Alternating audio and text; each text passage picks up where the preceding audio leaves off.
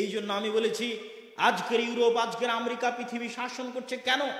আজকের ইউরোপ, আজকের আমেরিকা তাদের রাষ্ট্র ব্যবস্থার মূলনীতি ইসলাম থেকে নিয়েছে। তাদের রাষ্ট্র ব্যবস্থার মূলনীতি ইসলাম থেকে নিয়েছে। ইংল্যান্ডে একজন প্রাইম মিনিস্টার যেই পরিমাণ স্বাস্থ্য সেবা পাবে, ওই দেশের সর্বনিম্ন পর্যায়ের গরিব মিসকিন নাগরিক ওই লেভেলেরই স্বাস্থ্য সেবা পাবে। এটাই ন্যায়পরায়ণতা। আর আমার দেশে যার টাকা বেশি ও আগে, যার টাকা নাই তার কোনো মূল্য নাই, এটাই জুলম। তাহলে আমি সালাত, সিয়াম, হজ দিয়ে এই দেশ এবং এই জাতিকে নেতৃত্ব দিতে পারবো? পারবো না। গোলাম থাকবো, মরা পর্যন্ত গোলাম থাকবো। যেমন বানু ইসরাইল গোলাম ছিল, বানু ইসরাইলের উপর বানু ইসরাইল গোলাম ছিল ফেরাউনের। ওই গোলামির চিহ্ন আল্লাহ কোরআনে বলেছে, ইযাববিহুনা আবনাকুম ওয়া ইস্তাহয়ুনা নিসাকুম, যে তোমাদের ছেলেদেরকে জবাই করতো। আর আমাদের গোলামির চিহ্ন কোথায়? এরকম লক্ষ লক্ষ মিডিয়ার সামনে, আল জাজিরার সামনে, বিবিসির সামনে, ইনস্টাগ্রাম, ইউটিউব, ফেসবুক, টুইটারের লাইভ ভিডিওর সামনে, সারা পৃথিবীর সকল মানুষের চোখের সামনে, সারা পৃথিবীর 57টা মুসলিম দেশের রাষ্ট্রপ্রধানের সামনে ডেইলি হাজার হাজার মুসলমানের সন্তানকে ফিলিস্তিনে নির্বিচারে হত্যা করা হচ্ছে। তাহলে আমরা যে গোলাম, এর চেয়ে বড় প্রমাণ আপনি আর কি নিবেন? আমরা আজকের যুগের গোলাম আর তারা আজকের যুগের ফেরাউন। এবং আমরা গোলামি করছি এই কারণেই যে আমাদের মধ্যে ওই মূল জিনিস আমরা হারিয়ে ফেলেছি। গোলামি করতে করতে ওই চরিত্র ধ্বংস হয়ে গেছে। আপনি রাত 12টা 1টার সময় ফ্রান্সের আইফেল টাওয়ারে যান, ফ্রান্সের আইফেল টাওয়ারের আশেপাশে রাত 12টা 1টার সময় যতজন বিড়ি খাচ্ছে, যতজন বিড়ি খোর আছে, যতজন গাঞ্জা খোর আছে, মদ খোর আছে, জুয়া খেলতেছে, প্রত্যেকটা মুসলমান। আর আফ্রিকা থেকে আসছে। কেননা ফ্রান্স আফ্রিকা শাসন করত। ফ্রান্স শাসন করে ওদের স্বাভাবিক জন্মগত মানুষের যে চরিত্র আছে ধ্বংস করে দিয়েছে। গোলাম বানিয়ে, বিভক্ত করে, জুলুম করে, অত্যাচার করে ন্যূনতম মানবিক মর্যাদা ধ্বংস করে দিয়েছে। কোনো সাদা চামড়ার পাবেন না যে ওখানে তখন বিড়ি, জুয়া আর মদ নিয়ে আড্ডা করতেছে। আমি বাংলাদেশের কথা বলিনি, সারা পৃথিবীর মুসলমানদের কথা বলছি। বাংলাদেশ, পাকিস্তান থেকে শুরু করে, আফগানিস্তান থেকে শুরু করে, সিরিয়া, ইয়েমেন হয়ে আফ্রিকার যে কোনো কান্ট্রি থেকে যত মুসলমান ইউরোপ এবং আমেরিকায় গেছে, তারা কি পেশাগত জীবনে তারা কি করে? আপনি জরিপ করেন, যত মুসলমান ইউরোপ আমেরিকায় গেছে তারা পেশাগত জীবনে কি করে? তারা কয়জন মেডিকেল কলেজের প্রফেসর, ডক্টর, কয়জন বিজ্ঞান ইনস্টিটিউটের গবেষক, আর কয়জন ট্যাক্সি ড্রাইভার, সুপার শপের দোকানদার, কেয়ার হোমের জব করে কয়জন? আপনি যাচাই করে দেখেন যে মুসলমানদের সামাজিক সোশ্যাল স্ট্যাটাস কোথায়। গোলামি করতে করতে এবং শিক্ষা থেকে দূরে যেতে যেতে তাদের সামাজিক অবস্থান ধ্বংস হয়ে গেছে। আর কেউ তাদেরকে শিক্ষিত করবে না। কেন করবে না? শিক্ষিত হলে মানুষের মধ্যে আত্মমর্যাদা তৈরি হয়, সঠিক শিক্ষা পেলে মানুষের মধ্যে আত্মসম্মান তৈরি হয়, আত্মমর্যাদা তৈরি হয়। তাহলে আজকে যদি বাংলাদেশের মানুষকে আমি সঠিক শিক্ষায় শিক্ষিত করি, তাহলে এদেরকে আপনি আর 500-1000 টাকা দিয়ে বাসে আগুন দিতে পারবেন না। এদেরকে 500-1000 টাকা দিয়ে হরতালের জন্য গাড়ি ভাঙচুর করতে পারবেন না। এদেরকে 500-1000 টাকা দিয়ে ভোট কিনে ভোট কেন্দ্র দখল করে ভোটের আয়োজন করতে পারবেন না। কিন্তু যখনই তার মধ্যে শিক্ষা নাই, সে মদখোর, জুয়াখোর, গাঞ্জাখোর, তখনই আপনি তাকে 500 বা 1000 টাকা দিয়ে কিনে নিতে পারবেন। তাহলে আপনাকে শিক্ষিত করলে আমার লস, কিন্তু আপনাকে মদখোর, জুয়াখোর, গাঞ্জাখোর বানিয়ে রাখলে আমার লাভ। আরো একটা লাভ কি? আপনি অশিক্ষিত অবস্থায় যদি মধ্যপ্রাচ্যে যান, তখনও রেমিটেন্স। অশিক্ষিত অবস্থায় যদি ইউরোপ আমেরিকায় যান, গিয়ে লেবারি করেন, তখনও রেমিটেন্স। অতএব আমার কোনো লস নাই। দেশে থাকলে গার্মেন্টস, বিদেশে গেলে রেমিটেন্স। অতএব আপনাকে শিক্ষিত করে আমার ক্ষতি করে লাভ কি? এই একই অবস্থা সারা পৃথিবীর মুসলমানদের। আর মুসলমানদের সবচেয়ে বড় ভয়ঙ্কর জায়গা হচ্ছে মুসলমানরা মনে করে নিয়েছে অবকাঠামোগত উন্নয়ন প্রকৃত উন্নয়ন জিনা। অবকাঠামোগত উন্নয়ন কখনোই উন্নয়ন নয় যতক্ষণ না শিক্ষায় উন্নয়ন না হয়, মানব সম্পদে উন্নয়ন না হয়, মানুষের উন্নয়ন না হয়, ততক্ষণ অবকাঠামোগত উন্নয়ন নয়। মসজিদ কমিটি মনে করছে এসি লাগিয়ে উন্নত, টাইলস লাগিয়ে উন্নত। জিনা মসজিদ আপনি স্বর্ণ দিয়ে বানিয়ে দিয়েছেন, আর ওই মসজিদে কোরআন এবং হাদিস শিক্ষার ব্যবস্থা নাই, ওই মসজিদ উন্নত নয়। ওই মসজিদের এসি এবং টাইলস খুলে বাজারে বিক্রি করে মসজিদে দ্বীন শিক্ষার ব্যবস্থা করতে হবে। ওই মসজিদের এসি এবং টাইলস খুলে বাজারে বিক্রি করে দ্বীন শিক্ষার ব্যবস্থা না করতে পারলে ওই মসজিদ কমিটিকে পদত্যাগ করতে হবে। মুসলমানদের আগে বুঝতে হবে শিক্ষার গুরুত্বটা কি। আমরা মুসলমানেরা এবং ইউরোপ আমেরিকার মধ্যে শিক্ষার ডিফারেন্স 500 বছর, 500 বছরের ডিফারেন্স। সম্মানিত উপস্থিতি, বলছিলাম যে আমাদের মুসলমানদের স্বাভাবিক চরিত্র বিকৃত হয়ে গোলামির ফলে আমরা সততা, আমানতদারিতা, ন্যায়পরায়ণতা এগুলো থেকে দূরে চলে গিয়ে আমাদের দাওয়াতি মাঠকেও আমরা কলুষিত করে ফেলেছি। অতএব এতক্ষণ যাবৎ যে কথাগুলো বললাম তার সারমর্ম বলে আমি আমার বক্তব্য সামনের দিকে এগিয়ে নিয়ে যাই। এতক্ষণ যাবৎ যা বললাম তার সারমর্মের এক নাম্বার হচ্ছে আমরা যদি দাওয়াত দিতে চাই, দাওয়াত দিতে হবে আল্লাহর দিকে, নির্ধারিত ব্যক্তি, দল, সংগঠন বা অন্য কোনো কিছুর দিকে নয়, সরাসরি আল্লাহর দিকে। 2, সৎ আমল করতে হবে। সৎ আমল কোনটা? আপনি হজ করলেন ওটাই সৎ আমল, সালাত আদায় করলেন ওটাই সৎ আমল? জি না। আগে আপনার মধ্যে সততা, আমানতদারিতা, ন্যায়পরায়ণতা থাকতে হবে, এটা সৎ আমল। মসজিদে থাকতে হবে, মাদ্রাসায় থাকতে হবে, ইসলামী দল, ইসলামী সংগঠনে থাকতে হবে। 3, আমি বলেছি আমরা আজকের যুগের বানু ইসরাইল হয়ে গেছি। বানু ইসরাইল যেমন তাদের স্বভাব চরিত্র গোলামি করতে করতে বিকৃত হয়ে গেছে, আমাদের বিকৃত হয়ে গেছে। 4, আমি উদাহরণ হিসেবে তুলে ধরেছি আল্লাহ কোরআনে কিভাবে দাওয়াত দিয়েছে, আমার নবী তার ইতিহাসে কিভাবে দাওয়াত দিয়েছে। এই 2 উদাহরণ এবং মুসা আর ফেরাউনের দাওয়াতের উদাহরণ দিয়ে তুলে ধরেছি আমাদেরকে কিভাবে দাওয়াত দিতে হবে। এবার চলেন তার পরের আলোচনায় প্রবেশ করি। দাওয়াত দিতে গিয়ে আমাদেরকে যে বিষয়টি মনে রাখতে হবে, যে বিষয়ের প্রতি সবচেয়ে গুরুত্ব দিতে হবে, সেটা হচ্ছে মসজিদ ভিত্তিক দ্বীন শিক্ষা। এখানে মাদ্রাসা হচ্ছে, আপনারা মাদ্রাসা করছেন, যারা উপস্থিত হয়েছেন মাদ্রাসা করছেন, আলহামদুলিল্লাহ, মাদ্রাসা হোক। কিন্তু তারপরেও আমি আপনাদেরকে উদাত্ত আহ্বান জানাবো, কুমিল্লা, চাঁদপুর, ব্রাহ্মণবাড়িয়া, নোয়াখালী, যারা যেখান থেকে এসেছেন প্রত্যেককে আজকের এই আলোচনা খুবই মনোযোগের সাথে শ্রবণ করা উচিত। আল্লাহ সুবহানাহু ওয়া তাআলা পবিত্র কোরআন মাজিদে বলেন, ওমান আহসানু কাওলাম মিম্মান দাআ ইলাল্লাহ, তার চেয়ে উত্তম, তার চেয়ে কল্যাণকর, তার চেয়ে ভালো, তার চেয়ে মঙ্গলময় কে হতে পারে যে মানুষকে ডাকে আল্লাহর দিকে। মানুষকে কোন দিকে ডাকতে হবে? যে মানুষকে নির্ধারিত ব্যক্তি, নির্ধারিত দল, নির্ধারিত সংগঠন, নির্ধারিত মাযহাব এবং মানহাজের দিকে ডাকে না, কিসের দিকে ডাকে?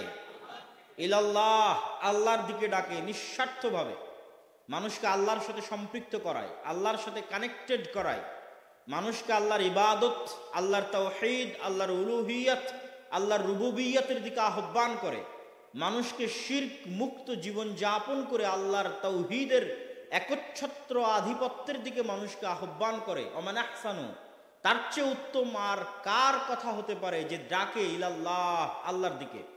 তার দ্বিতীয় গুণ হচ্ছে ওয়া আমিলা সালিহা, এবং সৎ আমল করে। সৎ আমল শব্দটা, সুলহ এই শব্দটা, ওয়া আমিলুস সালিহাত, সৎ আমল করে, এই শব্দটা পবিত্র কোরআনে সবচেয়ে বেশি ব্যবহার হয়েছে আমলের ক্ষেত্রে। আল্লাহ সুবহানাহু ওয়া তাআলা আমলের ক্ষেত্রে কখনোই বলেননি যে বেশি আমল করে, অধিক আমল করে, অল্প আমল করে, সব সময় বলেছেন সৎ আমল করে। তাহলে আল্লাহ সুবহানাহু ওয়া তাআলা যে সৎ আমল করতে বললেন, তো কোন আমলটা সৎ, কোন জিনিসটা সৎ? এই সৎ শব্দটা এসেছে সততা থেকে। এবং আমরা যে ঈমান অন্তরে পোষণ করি, এই ঈমান মূলত তাসদীক বিল কলব, অন্তরের সত্যায়ন, সত্যিকার ভাবে অন্তরের সত্যায়ন। কেউ যদি মুখে সত্যায়ন করে যে আমি মানি মুহাম্মদ আল্লাহ রাসূল সাল্লাল্লাহু আলাইহি ওয়াসাল্লাম, কিন্তু অন্তরে সত্যায়ন করে না, তাহলে সে তার এই দাবিতে মৃত্যু। এই জন্য আল্লাহ সুবহানাহু ওয়া তাআলা যখনই কাফেরদের কথা কোরআনে বলেছেন, তখনই বলেছেন কাযযাবু, তারা মিথ্যারোপ করলো, তারা মিথ্যায় প্রতিপন্ন করলো আমার নবীকে, আমার আয়াতকে। তাহলে কুফরি হচ্ছে মিথ্যা, আর ঈমান হচ্ছে সত্য। ঈমান হচ্ছে সততা, কুফরি হচ্ছে মিথ্যা। তাহলে সৎ আমলের মূল জিনিস হচ্ছে সততা। কিন্তু দুঃখজনক হলেও সত্য, আমরা মুসলমানেরা আমাদের মধ্যে সালাত থাকলেও, সিয়াম থাকলেও, হজ থাকলেও, বাহ্যিক আমল থাকলেও আমাদের মধ্যে সততা নাই। আমাদের নবী মুহাম্মদ সাল্লাল্লাহু আলাইহি ওয়াসাল্লাম 40 বছর বয়সে হেরা গুহায় ওহী পাওয়ার আগেই, হেরা গুহায় নবুয়ত প্রাপ্তির আগেই, হেরা গুহায় কোরআন পাওয়ার আগেই তিনি জন্মগত চরম সত্যবাদী। তিনি জন্মগত চরম আমানতদার, তিনি জন্মগত চরম ন্যায়পরায়ণ। অতীতে আল্লাহ সুবহানাহু ওয়া তাআলা যত নবী রাসূল পাঠিয়েছেন সবার জন্মগত বৈশিষ্ট্য হচ্ছে সততা, আমানতদারিতা, ন্যায়পরায়ণতা। সৎ আমলের মূল ভিত্তি হচ্ছে এগুলো। কিন্তু দুঃখজনক হলেও সত্য, আপনি স্বাভাবিক মুসলমানদের কথা বাদ দেন, আপনি যারা ইসলামের দাবিদার সেই সমস্ত মুসলমানদের কাছে যান, মসজিদে যান, মাদ্রাসায় যান, ইসলামী দলে যান, ইসলামী সংগঠনে যান, পীরের কাছে যান, মুরিদের কাছে যান, সেখানে সালাত পাবেন, সিয়াম পাবেন, হাজি পাবেন, হজ পাবেন, জাকাত পাবেন। কিন্তু আমার নবী জন্মগত যেই সত্যবাদী ছিলেন, জন্মগত যে আমানতদার ছিলেন, জন্মগত যেই ন্যায়পরায়ণ ছিলেন, ওই জন্মগত ন্যায়পরায়ণ, সত্যবাদিতা, আমানতদারিতা কোথাও খুঁজে পাবেন না। এটা মুসলমানদের জন্য খুবই ভয়ঙ্কর এবং খুবই ভয়ানক। যেই কারণে আজ মুসলমানেরা সমগ্র পৃথিবীতে গোলামীর জীবন যাপন করছে, তার সবচেয়ে বড় কারণ হচ্ছে আত্মমর্যাদা বোধ সম্পন্ন, আত্মসম্মান বোধ সম্পন্ন একটা জাতির যে বৈশিষ্ট্য থাকা উচিত সেই বৈশিষ্ট্য মুসলমানদের মধ্যে নাই। এই জন্য কবি ইকবাল তার কবিতার মধ্যে বলেছেন, সবক ফিরসে পড় সাদাকাত কা, আদালত কা, শুজাআত কা। হে মুসলমানেরা, তোমরা নতুন করে সত্য বলা শিখো, নতুন করে আমানতদারিতা শিখো, নতুন করে ন্যায় পরায়ণতা শিখো, নতুন করে সত্য বলা, আমানতদারিতা, ন্যায় পরায়ণতা শিখো। আল্লাহ তোমাদেরকে পুনরায় পৃথিবীর নেতৃত্ব দিবেন, পুনরায় তোমাদের কাছে আল্লাহ পৃথিবীর নেতৃত্ব দিবেন। রাসূল সাল্লাল্লাহু আলাইহি ওয়াসাল্লামের চরম শত্রু তৎকালীন যুগে, যিনি বদর, উহুদ, খন্দক সহ সকল যুদ্ধে আল্লাহর নবীর বিরুদ্ধে যুদ্ধ করেছেন, আবু সুফিয়ান রাদিয়াল্লাহু তাআলা আনহু, তাকে যখন বাদশাহ হিরাক্লিয়াস তার কাফের অবস্থায় তার সবচেয়ে বড় শত্রুর বিষয়ে জিজ্ঞেস করতেছে, তথা মুহাম্মদ সাল্লাল্লাহু আলাইহি ওয়াসাল্লাম সম্পর্কে জিজ্ঞেস করতেছে, তখন পর্যন্ত আবু সুফিয়ান একটা অক্ষর, একটা বাক্য, একটা বর্ণ মিথ্যা বলেনি। কেননা আবু সুফিয়ানরা মুশরিক হলেও, মক্কার কাফেররা মুশরিক হলেও মিথ্যা বলা জানতো না। মক্কার কাফের মুশরিকরা মূর্তি পূজক হলেও, অগ্নি পূজক হলেও, আল্লাহর সাথে শিরক করলেও তাদের জন্মগত বৈশিষ্ট্যের মধ্যে সত্যবাদিতা ছিল, তারা মিথ্যা বলা জানতো না। আবু সুফিয়ান হিরাক্লিয়াসের দরবারে কাফের অবস্থায় তার চিরশত্রু মুহাম্মদ সাল্লাল্লাহু আলাইহি সাল্লাম সম্পর্কে মিথ্যা বলতে পারেনি। বুখারীর হাদিস খুলে দেখেন, সে বলছে যে মিথ্যাকে আরবরা এত নিচু চোখে দেখে যে সে যদি তার কওমের সামনে মিথ্যা বলে, তথা তার বিদ্বেষী যারা, মুহাম্মদ সাল্লাল্লাহু আলাইহি ওয়াসাল্লামের যারা বিদ্বেষী, তারাই তার কওম, তবুও যদি তার কওম জানতে পারে যে আমাদের নেতা মিথ্যা বলল, মুহাম্মদ সাল্লাল্লাহু আলাইহি ওয়াসাল্লামের বিরোধিতা করতে গিয়ে মিথ্যা বলল, তাহলে আমাকে নেতা মানবে না। এই জন্যই 23 বছর মানুষ যে বলে যে মুহাম্মদ সাল্লাল্লাহু আলাইহি ওয়াসাল্লাম 23 বছরে এমন বিপ্লব তৈরি করলো, কেমনে তৈরি করলো? ওই মক্কার কুরাইশরা তাদের স্বভাবজাত চরিত্রের উপর অটুট ছিল। এই জন্য ওমর রাদিয়াল্লাহু তাআলা আনহু যখন মুশরিক থেকে মুমিন হয়েছে, জীবনে কোনোদিন মিথ্যা বলা জানেনি, হীনম্মন্যতা ছিল না, ন্যায়পরায়ণতার অভাব ছিল না, সাহসিকতার অভাব ছিল না। যখনই কুফরি থেকে ঈমান ঢুকেছে তখন শক্তি শতভাগ হয়ে গেছে। আবু সুফিয়ান যখন কুফরি থেকে ঈমান প্রবেশ করেছে তখন শতভাগ তার শক্তি বেড়ে গেছে, কেননা স্বাভাবিকভাবেই তাদের ব্যক্তিত্ব এবং আত্মমর্যাদা ছিল অনেক উঁচু। আর আমরা মুসলমানেরা হয়ে গেছি বানু ইসরাইলদের মতো। বানু ইসরাইলদের মতো মানে এই যে যারা আজকে এখানে সম্মেলন বন্ধ করার চেষ্টা করলো, যারা আজকে আমাদের নামে অকথ্য ভাষায় বক্তব্যের মধ্যে গালিগালাজ করতেছে, তাদের স্বভাব চরিত্র মাপেন, তাদের ব্যক্তিত্ব মাপেন, আর ওই যুগের বানু ইসরাইলদের স্বভাব চরিত্র আর ব্যক্তিত্ব মাপেন। আমরা নিজেরাও আমাদেরকে মেপে দেখতে পারি। শোনেন, পবিত্র কোরআনের একটা অক্ষরেরও দাম আছে। পবিত্র কোরআনের একটা অক্ষর সমান 10 নেকি।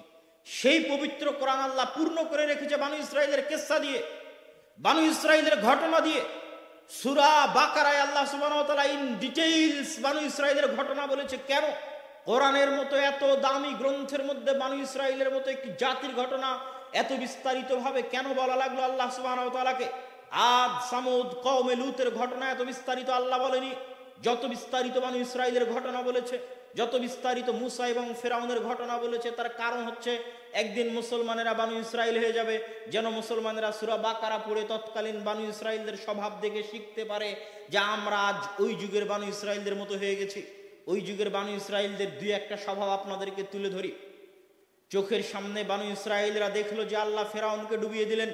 চোখের সামনে বানু ইসরাইলরা দেখলো যে তাদের জন্য আল্লাহ সমুদ্রের মধ্যে রাস্তা তৈরি করে দিলেন। কোন ফেরাউনকে আল্লাহ ডুবিয়ে দিলেন? ইযাববিহুনা আবনাকুম ইস্তাহিউনা নিসাকুম, যেই ফেরাউন চোখের সামনে তোমাদের ছেলেদেরকে জবাই করত আর তোমাদের মেয়েদেরকে বাঁচিয়ে রাখতো, এই ফেরাউনকে আল্লাহ ডুবিয়ে দিয়েছে আর তোমাদের জন্য সমুদ্রের মধ্যে রাস্তা তৈরি করে দিয়েছে। এই বানু ইসরাইল এত বড় নিয়ামত দেখার পরও সিনাই মরুভূমিতে এসে মুসা আলাইহিস সালাতু ওয়াস সালামকে বলে তোমার তাওরাতের উপর ঈমান আনয়ন করব না, তোমার আল্লাহর প্রতি বিশ্বাস স্থাপন করব না। লান নুমিনা হাত্তা নারাল্লাহ জাহরাতান, যতক্ষণ না চোখ দিয়ে তোমার আল্লাহকে না দেখছি ততক্ষণ বিশ্বাস স্থাপন করব না। নাউজুবিল্লাহ, এটা বানু ইসরাইলরা বলল এত বড় নিয়ামত দেখার পরও। ওয়াইয ইসতাসকা মূসা লিকওমিহি ফাকুলনা ইদরিব বিআসাকাল হাজারা ফানফাজারাত মিনহু ইসনাতা আশারাতা আইনা, যখন বানু ইসরাইল মুসাকে বলল যে এই মরুভূমিতে পানি নাই, সমুদ্রের লবণাক্ত পানি পান করতে পারি না, আল্লাহ মুসাকে বললেন লাঠি দিয়ে পাথরে আঘাত করো। পাথর থেকে 12টি ঝর্ণা ধারা প্রবাহিত হয়ে গেল।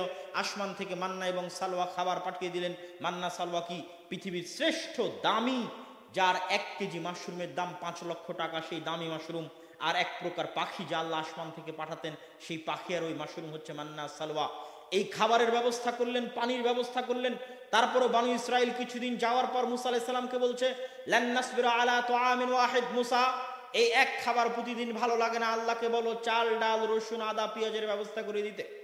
আল্লাহ বললেন যদি তোমাদের চাল ডাল আদা রসুন পেঁয়াজ লাগে তাহলে এই মরুভূমি পার হওয়ার পর উর্বর ভূমি আছে ফিলিস্তিন, জেরুজালেম, ওখানে আমালিকা গোত্র বসবাস করে, যুদ্ধ করে বিজয় করো।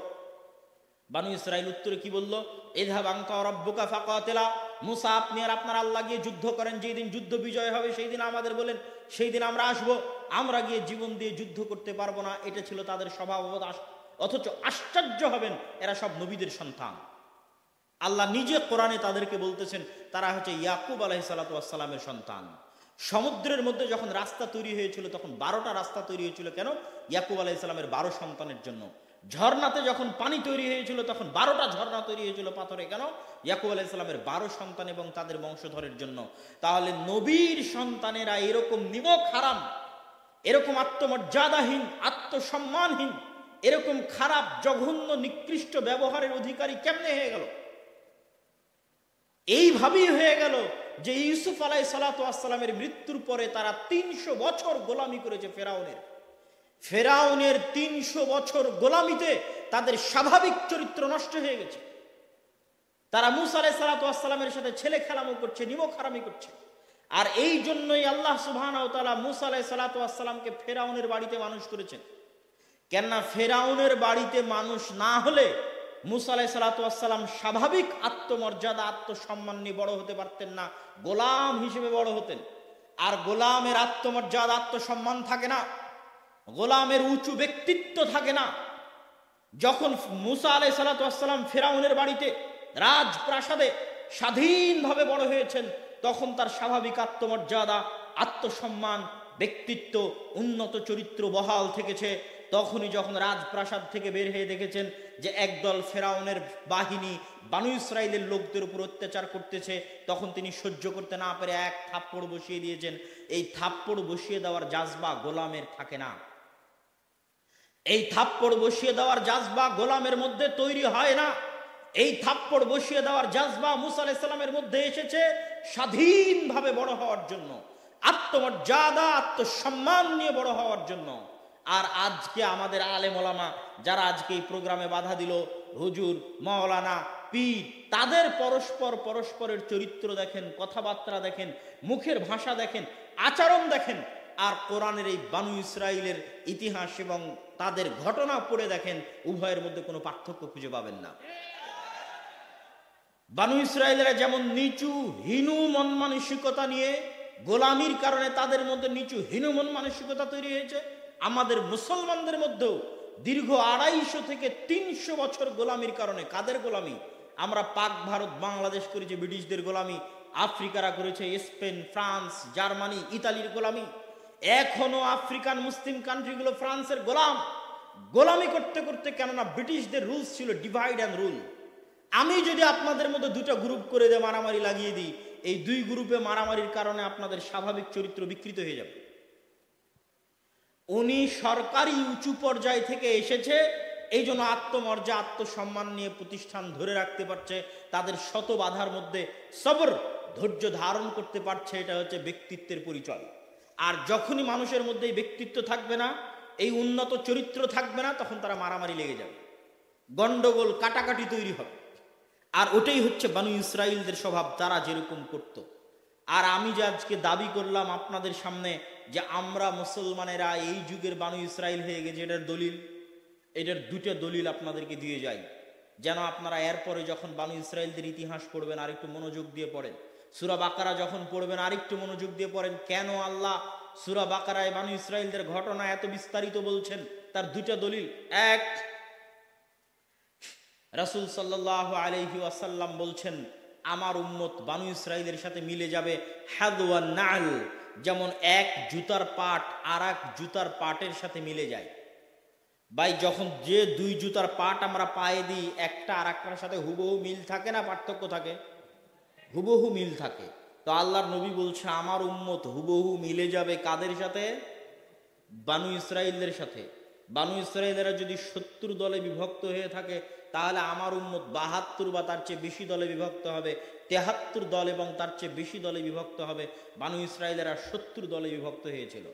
বানু ইসরাইলদের কেউ যদি তার মায়ের সাথে জেনায় লিপ্ত হয়ে থাকে, তাহলে আমার উম্মতেরও কেউ তার মায়ের সাথে জেনায় লিপ্ত হবে। এইভাবে আমার উম্মত বানু ইসরাইলদের সাথে মিলে যাবে। এবার আমার কথার দলিল পেলেন? দলিল পাওয়া গেল যে আল্লাহ কেন কোরআন মাজিদে এত বিস্তারিত বানু ইসরাইলের কথা বর্ণনা করে গেছে। কেন? আমরা বানু ইসরাইল হয়ে যাব, এই জন্য আগেই সতর্ক করে দিয়ে রেখেছে, দেখো বানু ইসরাইলরা কেমন ছিল আর তুমি কেমন করতেছো, মিলিয়ে দেখো। এটা শুধু আমরা না, আমাদের নবী মুহাম্মদ সাল্লাল্লাহু আলাইহি ওয়াসাল্লাম এবং তার সাথে থাকা সাহাবীরা নিজেরাও মিলিয়ে দেখেছে যে তারা কি বানু ইসরাইলদের মতো করতেছে না করতেছে না, মিলিয়ে দেখেছে। কিভাবে মিলিয়ে দেখেছে? দুটো উদাহরণ আপনাকে দেই। যখন আল্লাহর নবীর সাথে যুদ্ধের সময় আসলো, বদর, উহুদ, খন্দক, এরকম বড় বড় যুদ্ধ, তখন সাহাবীরা আল্লাহর নবীকে উত্তরে বলেছে, হে আল্লাহর নবী, মুসার সাথে বানু ইসরাইল যেমন বলেছিল ইযহাব আনতা ওয়া রাব্বুকা ফাকাতিলা, আপনি আর আপনার আল্লাহ গিয়ে যুদ্ধ করেন, আমরা আপনার সাহাবীরা কোশ্চেন কালো বলবো না যে মুহাম্মদ সাল্লাল্লাহু আলাইহি ওয়াসাল্লাম আপনি আর আপনার আল্লাহ গিয়ে যুদ্ধ করেন, আপনি যেখানে ঝাঁপ দিতে বলবেন আপনার আগে আমরা ঝাঁপ দিব ইনশাআল্লাহ, আমরা আপনার সাথে বানু ইসরাইলের মতো ব্যবহার করব না। তাহলে সাহাবীরা নিজেদের আচরণকে বানু ইসরাইলের সাথে মিলিয়ে দেখলেন। আর একটা, রাসূল সাল্লাল্লাহু আলাইহি ওয়াসাল্লাম নিজে তার ব্যবহারকে বানু ইসরাইলের সাথে মিলিয়ে দেখেছেন, সেটার একটা উদাহরণ দেই। ওই যে একটা সংক্ষিপ্ত ঘটনা ছুটে গেল যে মুসা আলাইহিস সালাতু ওয়াস সালাম যখন বললেন যুদ্ধ করতে হবে, তারা বলল যুদ্ধ করব না। তখন আল্লাহর একটা আযাব আসলো তাদের উপর 40 বছর। এই 40 বছরের আযাবের পরে নতুন নবী হলো ইউশা বিন নুন। কোন ইউশা বিন নুন? যিনি মুসা আলাইহিস সালামের সাথে খিজির আলাইহিস সালামকে দেখতে গেছিলেন সফরে। ওই ইউশা বিন নুন হলেন নতুন নবী। আর ঈসা আলাইহিস সালাম পর্যন্ত আগের যুগে প্রত্যেক যুগে নবী থাকতো, একজন, দুইজন, তিনজন, প্রতি শতাব্দীতে নবী বন্ধ হতো না। তাহলে মুসা আলাইহিস সালাতু ওয়াস সালামের পরে ইউশা বিন নুন নবী। তিনি বানু ইসরাইলদের বললেন, তোমরা অনেক বড় অপরাধ করেছো, আল্লাহর আযাব চলে গেছে, চলো জেরুজালেম যুদ্ধ করে বিজয় করি। তো জেরুজালেম যুদ্ধ করে বিজয় করতে গিয়ে আল্লাহ সূর্য থামিয়ে দিলেন, আমার বিস্তারিত বক্তব্যের মধ্যে আছে। সূর্য থামিয়ে দিয়ে যখন জেরুজালেম বিজয় হয়ে গেল, আল্লাহ তাদেরকে আদেশ দিচ্ছেন নবীর মাধ্যমে, শোনো বানু ইসরাইল, আজকে তোমরা জেরুজালেম বিজয় করেছো, শহরে প্রবেশের সময় মাথা নত রাখবে, মাথা নত রেখে মুখে জিকির করবে হিত্তাতুন, হিব্রু ভাষা হিত্তাতুন মানে আস্তাগফিরুল্লাহ। মাথা নত করে জেরুজালেমে ঢুকবে আর মুখে বলবে আস্তাগফিরুল্লাহ, আস্তাগফিরুল্লাহ ওয়া আতুবু ইলাইহি, আস্তাগফিরুল্লাহ ওয়া আতুবু ইলাইহি, মুখে বলবে আর মাথা নিচু করে শহরে প্রবেশ করবে। তো এরা কত বড় নিমক হারাম জাতি ছিল, গোলামি এদের স্বভাবকে কত খারাপ বানিয়ে দিয়েছিল যে এরা পিছন আগে দিয়েছে, মাথা পরে দিয়েছে। কথা বুঝতে পেরেছেন? এবং হিত্তা, তো এগুলো আল্লাহ কোরআনে বলছে, আই এম নট সেইং, আমি না, সূরা বাকারায় আল্লাহ এভাবে বলছে যে তারা এই কাজ করেছে। আমি তাদেরকে বললাম তোমরা মাথা নত করে শহরে ঢুকবে, মাথা যেন নত না করতে হয়, এই জন্য তারা পিছন আগে দিয়ে মাথা উঁচু রেখে শহরে ঢুকেছে। আমি বলেছি মুখে আস্তাগফিরুল্লাহ বলবে হিত্তাতুন, তো এরা মুখে উচ্চারণ করেছে হিন্তাতুন, যার অর্থ হচ্ছে গমের দানা। এত খারাপ ছিল। তা আমাদের নবী মুহাম্মদ সাল্লাল্লাহু আলাইহি ওয়াসাল্লাম যখন দীর্ঘ 10 বছর পর মক্কা বিজয় করলেন, তখন তিনি নিজের আমলকে মিলিয়ে নিতে চাইলেন বনু ইসরাইলদের সাথে। যে আল্লাহ বনু ইসরাইলকে জেরুজালেম বিজয়ের সময় মাথা নিচু রাখতে বলেছিল।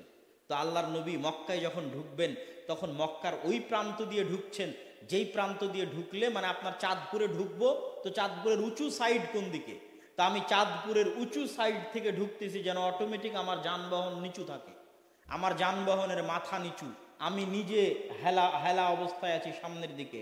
তো রাসূল সাল্লাল্লাহু আলাইহি ওয়াসাল্লাম মক্কায় যখন ঢুকছেন, তো মক্কার উঁচু দিক দিয়ে ঢুকছেন, ইচ্ছা করে উঁচু দিক দিয়ে ঢুকছেন, যে তার মাথা তো নিচু থাকবে, উটের মাথাও নিচু থাকবে, সামনের দিকে হেলানো থাকবে।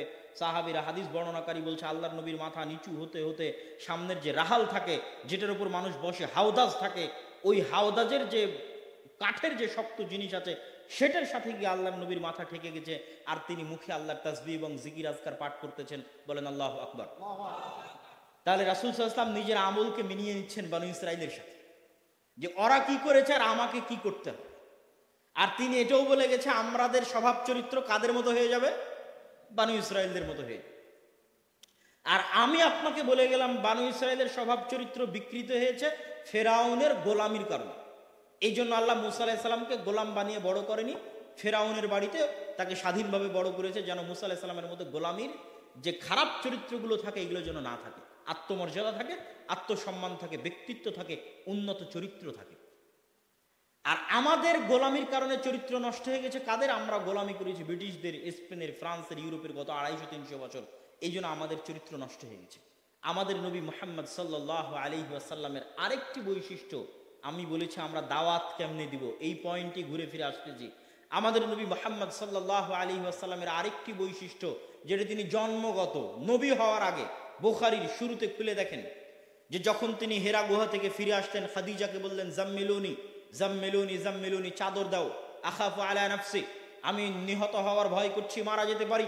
খাদিজা রাদিয়াল্লাহু তাআলা আনহা বলছেন, কাল্লা লা ইউখজিকাল্লাহু আবাদা, কখনো নহে, আল্লাহ আপনাকে ধ্বংস করতে পারেন না, কেননা আপনি তাসিলুর রাহিম, তাকরিজ যায়ফ, তুইনু আলা নওয়াইবিল হক, তাহমিলুল কাল, আপনি সেই মুহাম্মদ সাল্লাল্লাহু আলাইহি ওয়াসাল্লাম যিনি মেহমানের মেহমানদারি করেন, তাকরিজ যায়ফ। বুখারীর হাদিস, খাদিজা বলছে তার স্বামী মোহাম্মদকে, যে আল্লাহ আপনাকে ধ্বংস করতে পারে না, কেন আপনি মেহমানের মেহমানদারি করেন।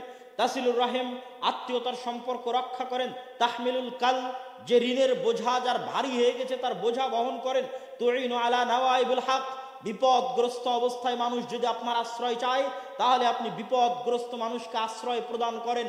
এই বৈশিষ্ট্যগুলো আল্লাহর নবীর নবী হওয়ার আগের বৈশিষ্ট্য। আল্লাহর নবী তখনও নবী হয়নি, তখনই তিনি মানুষের মেহমানদারি করে। নবী হয়নি তখনই আত্মীয়তার সম্পর্ক রক্ষা করে।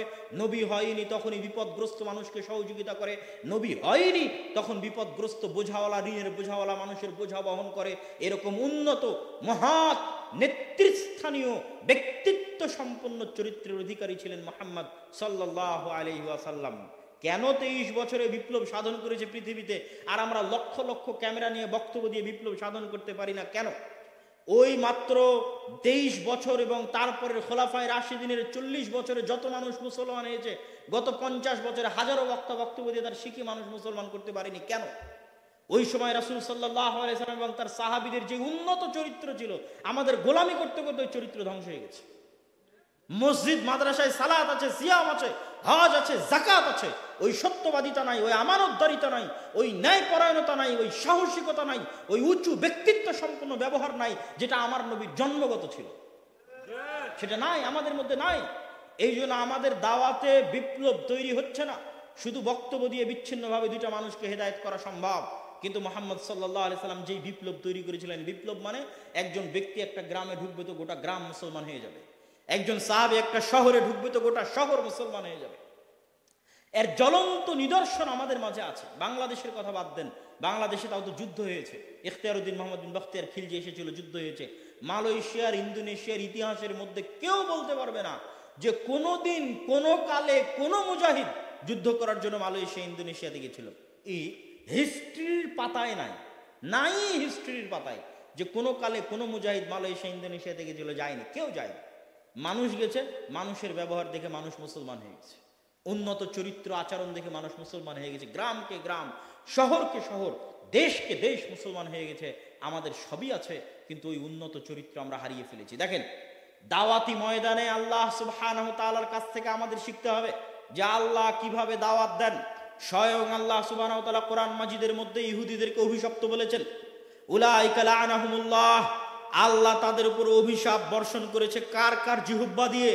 দাউদের জিহ্বা দিয়ে, সুলাইমানের জিহ্বা দিয়ে, মারিয়াম এবং ঈসার জিহ্বা দিয়ে আল্লাহ এই বনী ইসরাইল ইহুদিদের উপর অভিশাপ বর্ষণ করিয়েছেন। আল্লাহ নিজে কোরআন মাজিদে বলেছেন, গায়রিল মাগদুবি আলাইহিম ওয়ালাদ-দাল্লিন, এরা হচ্ছে অভিশপ্ত জাতি। কিন্তু আল্লাহ সুবহানাহু ওয়া তাআলা যখন বনী ইসরাইলকে দাওয়াত দেওয়ার জন্য ডেকেছে, ইহুদিদেরকে যখন দ্বীনের দাওয়াত দেওয়ার জন্য ডেকেছে, আল্লাহ ডাকবেন কোরআনে ইহুদিদেরকে দ্বীনের দাওয়াত দেওয়ার জন্য, তো আল্লাহ একবারও বলেনি ইয়া আইয়ুহাল মালউনিন, এই অভিশপ্তরা শোনো, এই কাফেরেরা শোনো। এইভাবে আল্লাহ সুবহানাহু ওয়া তাআলা বলেনি। আল্লাহ তাদের মর্যাদা এবং সম্মান সূচক নাম ধরে ডেকেছে, বলেছে ইয়া বনী ইসরাঈল আযকুরু নি'মাতি আল্লাতী আন'আমতু আলাইকুম ওয়া ফাদ্দালতুকুম আলাল আলামিন। এই বনী ইসরাঈলেরা, তোমরা হচ্ছে নবীর সন্তান, ইয়াকুব আলাইহিস সালাতু ওয়াস সালামের সন্তান, ইয়াকুবের অপর নাম ইসরাঈল। আমি তোমাদেরকে সম্মান দিয়ে ডেকে বলতেছি, তোমাদের উপর অনেক দয়া রহমত করেছিলাম। এই এই এই আমার শেষ নবী মুহাম্মদ, যার কাছে কোরআন দিচ্ছি, মুসাদ্দিকাল লিমা বাইনা ইয়াদাইয়া, তোমাদের কাছে থাকা তাওরাতকে সত্যায়নকারী, তোমাদের কাছে থাকা ইনজিলকে সত্যায়নকারী, এই কোরআনকে মানো, আমার নবীকে মানো। এই যে আহ্বান আল্লাহর, এই আহ্বান তিনি করছেন সম্মানের সাথে। তিনি চাইলে করতে পারতেন এই অভিশপ্তরা, এই কাফেরেরা শোনো, জি না। আল্লাহ সুবহানাহু ওয়া তাআলা নিজে যখন দাওয়াত দিতে গেছে ইহুদিদেরকে, তখন সম্মানের সাথে সম্বোধন করেছে। আল্লাহ সুবহানাহু ওয়া তাআলা কোরআন মাজিদে যখন খ্রিস্টানদের দাওয়াত দিতে গেছে, তখন আল্লাহ সুবহানাহু ওয়া তাআলা কি বলেছে জানেন? ইয়া আহলাল কিতাব, হে কিতাবের অধিকারীরা। কিতাবের অধিকারী হওয়া সম্মানের ব্যাপার। কিতাবের অধিকারী মানে তোমাদের কাছে আমি তাওরাত পাঠিয়েছিলাম, তোমাদের কাছে ইনজিল পাঠিয়েছিলাম, তোমাদের মধ্যেও নবী পাঠিয়েছিলাম, তোমরা সম্মানিত। ইয়া আহলাল কিতাব, হে খ্রিস্টানেরা, তোমরা সম্মানিত। কেন সম্মানিত? তোমরা আহলে কিতাব, তাই সম্মানিত। তোমাদের কাছে ইনজিল আছে, তাই সম্মানিত। তোমাদের কাছে তাওরাত আছে, তাই সম্মানিত। তোমাদেরকে সম্মান দিয়ে ডেকেই বলছি, ইয়া আহলাল কিতাব তাআলাউ ইলা কালিমাতিন সাওয়াআন বাইনানা ওয়া বাইনাকুম। এইভাবে আল্লাহ সুবহানাহু ওয়া তাআলা তাদেরকে সম্মান দিয়ে ডেকেছে। যখন ইহুদিবাদ গেছে, নাসারাবাদ গেছে, আল্লাহ যখন মুশরিক হিন্দু মূর্তি পূজকদের ডাকতে চেয়েছে, ডোম চামার মেথর মুচি আফ্রিকার কালো থেকে শুরু করে পৃথিবীর যে কোনো বংশ, যে কোনো গোত্র, যে কোনো ধর্মের মানুষকে ডাকতে চেয়েছে, তখন আল্লাহ ডেকেছে ইয়া আইয়ুহান নাস, হে আদমের সন্তানেরা, ইয়া ইবাদি, হে আমার সন্তানেরা, হে আমার বান্দারা। আল্লাহর বান্দা আর আদমের সন্তান, এই দুই নামে ডাকার চাইতে সম্মানসূচক ডাক পৃথিবীতে আর নাই। আল্লাহ বলেনি এই কালোরাই, ডোমেরাই, চামারেরাই, মেথরেরা, না। ডোম চামার মেথর মুচি হিন্দু বৌদ্ধ ইহুদি খ্রিস্টান মুশরিক কালো সাদা যে যে পেশায় আছে সব আল্লাহর বান্দা, আর সব হচ্ছে আদম আলাইহিস সালাতু ওয়াস সালামের সন্তান। এই ন্যূনতম সম্মান দিয়ে, সর্বোচ্চ সম্মান দিয়ে আল্লাহ দাওয়াত দিয়েছে কোরআনে। এটা কোরআনের দাওয়াতি উসলুব। আমি বলছি, আপনি খুলে দেখবেন কোরআনে আল্লাহ দাওয়াত দিচ্ছে ইহুদিদেরকে কিভাবে, কোরআনে আল্লাহ দাওয়াত দিচ্ছে খ্রিস্টানকে কিভাবে, কোরআনে আল্লাহ দাওয়াত দিচ্ছে ইহুদি খ্রিস্টান বাদে দুনিয়ার মুশরিক অগ্নি পূজকদেরকে কিভাবে। ইহুদিদেরকে দাওয়াত দিয়েছে ইয়া বনী ইসরাঈল, খ্রিস্টানদের দাওয়াত দিয়েছে ইয়া আহলাল কিতাব, আর দুনিয়ার বাকি মানুষকে দাওয়াত দিয়েছে ইয়া আইয়ুহান নাস, ইয়া ইবাদি, হে আমার বান্দারা, হে দুনিয়ার মানুষেরা। এটা হচ্ছে আল্লাহর দাওয়াতের ভাষা, ব্যবহারের নীতি, প্রয়োগের নীতি। আমাদের নবী মুহাম্মদ সাল্লাল্লাহু আলাইহি ওয়াসাল্লাম যখন রোমের বাদশাহ, এমনিতেই তো তিনি পৃথিবীর, আমাদের নবী মুহাম্মদ সাল্লাল্লাহু আলাইহি ওয়াসাল্লাম তো এমনিতেই পৃথিবীর সবচেয়ে উন্নত চরিত্রের মানুষ, পৃথিবীর সবচেয়ে বেশি উন্নত ব্যক্তিত্ব সম্পন্ন মানুষ। তারপরেও যখন তিনি চিঠি লিখেছে রোমান সম্রাট হিরাক্লিয়াসের কাছে, যখন তিনি চিঠি লিখেছে পারস্যের সম্রাট খসরুর কাছে দ্বীনের দাওয়াত নিয়ে, ইসলাম গ্রহণ করো এই দাওয়াত নিয়ে চিঠি লিখেছে, তখন তিনি এই বলে সম্বোধন করেননি যে এই কাফের, এই মুশরিক, এই ইহুদি, এই খ্রিস্টান না, এই বলে মুহাম্মদ সাল্লাল্লাহু আলাইহি ওয়াসাল্লাম সম্বোধন করেননি। তিনি তার যে পদমর্যাদা আছে, ওই পদমর্যাদার সম্মান রক্ষা করে তাকে সম্বোধন করেছে যে মিন আব্দুল্লাহ মুহাম্মদ, আল্লাহর বান্দা মুহাম্মাদের পক্ষ থেকে, ইলা আজিমার রোম, রোমান সম্রাটের যিনি এম্পায়ারের প্রধান রাজা বাদশাহ, তার প্রতি। তারপরে ন্যূনতম এটিকেট, ন্যূনতম ম্যানার রক্ষা করার জন্য সালাম ব্যবহার করেছেন। অথচ ইহুদি খ্রিস্টানকে সালাম দিতে হয় না, কিন্তু আল্লাহর নবী সালাম ব্যবহার করেছেন, যদিও তিনি তাকে সালাম দেননি, কিন্তু সালাম ব্যবহার করেছেন। বলেছেন আসসালামু আলা মান ইত্তাবাআল হুদা, সালাম বর্ষিত হোক তার প্রতি যারা হেদায়েতের উপর আছে। অথচ যার কাছে চিঠি যাচ্ছে ও তো হেদায়েতের উপর নাই, তাহলে সালাম দিয়ে লাভ কি? রোমানের সম্রাট হিরাক্লিয়াস তো আর হেদায়েতের উপর নাই, পারস্যের সম্রাট খসরু তো আর হেদায়েতের উপর নাই, কিন্তু যে এটিকেট ম্যানার, যে চরিত্রের উন্নতি, এটা রক্ষা করার জন্য রাসূল সাল্লাল্লাহু আলাইহি ওয়াসাল্লাম সালাম ব্যবহার করেছেন। কিন্তু সালাম তার উপর গিয়ে পড়বে না, পড়বে যারা হেদায়েতের উপর আছে তাদের উপর। আসসালামু আলা মান ইত্তাবাআল হুদা, সালাম বর্ষিত হোক তাদের উপর যারা হেদায়েতের উপর আছে। এটা হচ্ছে রাসূল সাল্লাল্লাহু আলাইহি ওয়াসাল্লামের দাওয়াতের উসলুব, দাওয়াতের মূলনীতি, দাওয়াতের সিস্টেম, দাওয়াতের ব্যবহার। মুসা আলাইহিস সালাতু ওয়াস সালামের মতো নবীকে যখন আল্লাহ সুবহানাহু ওয়া তাআলা ফেরাউনের মতো কাফেরকে দাওয়াত দেওয়ার জন্য পাঠিয়েছেন, তখন আল্লাহ মুসা আলাইহিস সালাতু ওয়াস সালামকে আদেশ করেছেন, তোমার ভাষা হবে নরম, মুখের কথা হবে নরম, ওয়ালা তানিয়া ফি যিকরি, আর আল্লাহকে ডাকতে, আল্লাহকে স্মরণ করতে ভুলবে না। মুখের ভাষা নরম রেখে দাওয়াত দিবে, আর আল্লাহকে স্মরণ করতে এবং ডাকতে ভুলবে না। তাহলে মুসার মতো নবী যদি ফেরাউনের মতো কাফেরকে নরম ভাষায় দাওয়াত দেয়, তাহলে আমার মতো যাদের জীবন গুনাহে পরিপূর্ণ, আমরা যদি এক অপর মুসলমানকে দাওয়াত দিতে চাই, তাহলে আমাদের ভাষা কত নরম হতে হবে, আমাদের ভাষা কত ভদ্রচিত হতে হবে, কত আত্মমর্যাদা সম্পূর্ণ, আত্মসম্মান বোধ সম্পূর্ণ, উন্নত চরিত্র, উন্নত ব্যক্তিত্ব সম্পূর্ণ হতে হবে। তা আপনাদেরকে চিন্তা করার জন্য, উপস্থিত যারা দিনী ভাই আছে তাদের চিন্তা করার জন্য, যে যেখান থেকে শুনছেন তাদেরকে চিন্তা করার জন্য আমি উদাত্ত আহ্বান জানাচ্ছি। সম্মানিত উপস্থিতি, আমাদের মুসলমানদের যে নৈতিক চারিত্রিক অবক্ষয় ঘটেছে, আমাদের কথা, আমাদের বার্তা, আমাদের ব্যবহার, আমাদের আচার এবং আচরণে, যে আমরা ইসলামের মূল জিনিসটা ভুলে গেছি, যে ইসলামের মূল ভিত্তিটাই হচ্ছে সততার উপর, ন্যায়পরায়ণতার উপর, আমানতদারিতার উপর। আল্লাহ সুবহানাহু ওয়া তাআলার চেয়ে সত্যবাদী কেউ আছে? আল্লাহ সুবহানাহু ওয়া তাআলার চেয়ে আমানতদার কেউ আছে? আল্লাহ সুবহানাহু ওয়া তাআলার চেয়ে ন্যায়পরায়ণ কেউ আছে? ইন্নাল্লাহা আদল, আল্লাহ ন্যায়পরায়ণ। ইন্নাল্লাহা ইয়া'মুরুকুম বিল আদলি ওয়াল ইহসান, আল্লাহ তোমাদেরকে ন্যায়পরায়ণতার আদেশ দেন, ইহসানের আদেশ দেন, এটা আল্লাহর আদেশ। ইসলামের মূল ভিত্তি হচ্ছে সততা, ন্যায়পরায়ণতা, আমানতদারিতা। এটার উপর ভিত্তি করে সব কিছুকে দাঁড় করিয়ে রাখা আছে। যে কোনো ব্যবসা, যে কোনো কথাবার্তা, যে কোনো লেনদেন যার মধ্যে চুল পরিমাণ মিথ্যা আছে ওটা হারাম, চুল পরিমাণ ধোঁকা আছে ওটা হারাম, চুল পরিমাণ আমানতের খেয়ানত আছে হারাম, চুল পরিমাণ অন্যায়পরায়ণতা আছে সেটাই জুলুম। ন্যায়পরায়ণতা মানে কি? ন্যায়পরায়ণতা মানে হচ্ছে যার যতটুকু যোগ্য তাকে ততটুকু দেওয়া, এটা হচ্ছে ন্যায়পরায়ণতা। আর আমরা প্রত্যেকেই জালেম। কিভাবে প্রত্যেকেই জালেম? আমি আমার স্ত্রীর উপর জালেম, আপনার স্ত্রী আপনার উপর জালেম, তথা সে ইনসাফ করতে পারছে না।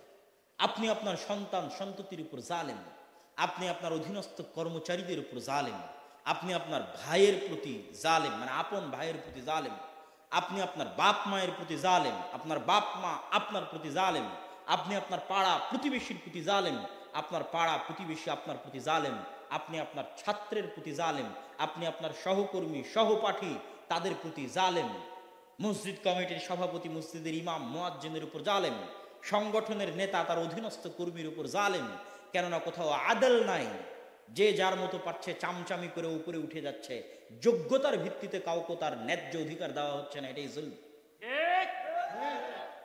তাহলে সমাজের রন্ধ্রে রন্ধ্রে, মুসলিম সমাজের রন্ধ্রে রন্ধ্রে অন্যায়পরায়ণতা ঢুকে গেছে, অত্যাচার জুলম ঢুকে গেছে, মিথ্যা প্রবেশ করেছে, অসততা প্রবেশ করেছে, দুর্নীতি প্রবেশ করেছে। যে হজ করতে গেছে হাজি, ওর পুরো টাকা চরম দুর্নীতির মাধ্যমে ইনকাম করা, তাহলে সেই হজ দিয়ে কি হবে?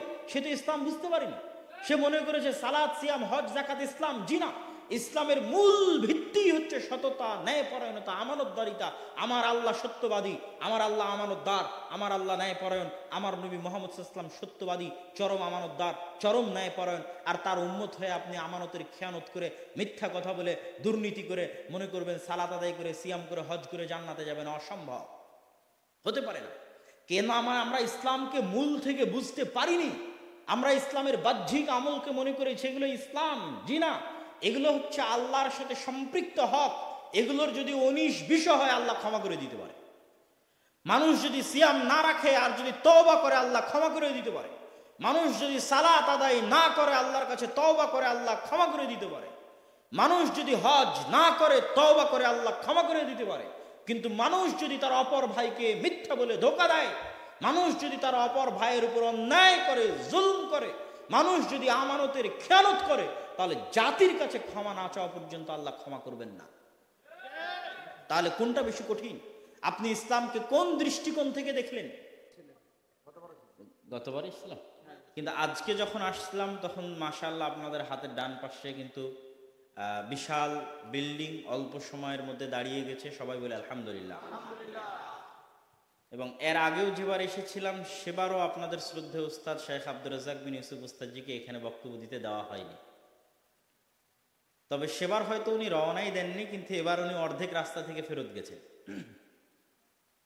তো ওনার একটা মনের স্বপ্ন, মনের স্বাদ, যে উনি অত্র চাঁদপুর অঞ্চলে পবিত্র কোরআন এবং সহিহ হাদিসের প্রতিষ্ঠার মাধ্যমে কোরআন এবং সহিহ হাদিসের দাওয়াত মানুষের অন্তরে পৌঁছে দিয়ে মানুষকে যে শিরকের নামে, বেদাতের নামে, ধর্ম ব্যবসার নামে তথাকথিত তাওহীদি জনতাকে উস্কে দিয়ে তাদের আবেগ নিয়ে ছিনিমিনি খেলার মাধ্যমে যেভাবে তাদের অর্থনৈতিক ধ্বংস, তাদের ঈমানের ধ্বংস, তাদের চারিত্রিক অধপতন সব কিছু মিলিয়ে তারা জাস্ট নিজস্ব আপনি ধর্ম ব্যবসাকে টিকিয়ে রাখা ছাড়া আর অন্য কোনো উদ্দেশ্য আমার চোখে পড়ে না যে এইটা ছাড়া আর দ্বিতীয় কোনো উদ্দেশ্য তাদের হতে পারে। এইটা ধরে রাখার জন্য তারা যেই পরিমাণ কষ্ট দিচ্ছে, যে পরিমাণ বাধা সৃষ্টি করতেছে, সেটাকে উপেক্ষা করে আমাদের প্রথম কর্তব্য হচ্ছে সবর, ধৈর্য। নূহ আলাইহিস সালাতু ওয়াস সালাম যদি 950 বছর ধৈর্য ধারণ করতে পারেন, তো আমরা 5টা বছর পারবো না? আমি বিশ্বাস করি এই ধৈর্যের ফলেই, এই সবরের ফলেই ইনশাআল্লাহ ওনার নেতৃত্বেই, জামাল ভাইয়ের নেতৃত্বেই অত্র চাঁদপুরে শেখ আব্দুর রাজ্জাক বিন ইউসুফ আসবে এবং বক্তব্য দিবে ইনশাআল্লাহ। এবং সেই দিন অতি নিকটে, বেশি দূরে নয়। আমরা আল্লাহর কাছে দোয়া করি যেন আল্লাহ সুবহানাহু ওয়া তাআলা এটা আমাদের জন্য সহজ করে দেয়, আল্লাহুম্মা আমিন। পাশাপাশি এই প্রতিষ্ঠানের জন্য, এই প্রতিষ্ঠানে সন্তান সন্ততি ভর্তি করানোর জন্য সার্বিকভাবে পরামর্শ দিয়ে আর্থিক সহযোগিতা যেভাবে আপনাদের পক্ষে সম্ভব হবে সেভাবে আপনারা পাশে এগিয়ে আসবেন, যেন আল্লাহ সুবহানাহু ওয়া তাআলা তার এই নিয়ত, তার এই ইখলাসকে কবুল করেন, আল্লাহুম্মা আমিন।